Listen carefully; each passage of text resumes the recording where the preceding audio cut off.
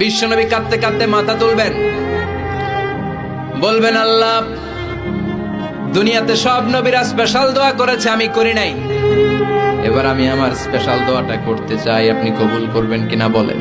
আল্লাহ বলবেন, নবী কি আপনার দোয়া বলেন?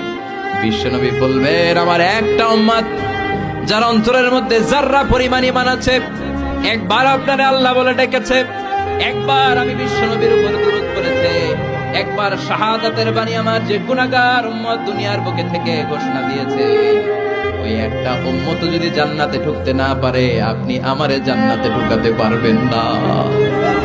আল্লাহ বলবেন, সাল তুতা, সাল সাল তুতা, ওয়াশফা তুশাফা, শাফাত করেন নবী করেন, যার জন্য দোয়া করবেন আমি কবুল করে নেব। দুনিয়াতে বিশ্বনবী কম কষ্ট সহ্য করে নাই। 3 বছর শিয়াবে আবি তালেবে জেল খেটেছে। কয় বছর? দুর্ভিক্ষের বছরগুলোতে বিশ্বনবীর পেটে দানা পানি ছিল না। কলিজার টুকরা হাসান হুসাইন কই মাছের মতো ছটফট করেছে, জামিনে ক্ষুধার জ্বালায় বেহুশ হয়েছিল। বিশ্বনবী যদি ওই স্পেশাল দোয়াটা করতেন, জান্নাত থেকে খাবারের বস্তা পাঠিয়ে দিত কে? ওই দোয়া করছিলেন?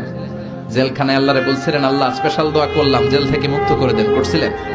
যুদ্ধের ময়দানে নিজের দাঁত ভেঙেছে, উহুদের ময়দান সাক্ষী, বিশ্বনবীর মুবারক রক্তে উহুদের ময়দান রঞ্জিত হয়েছে।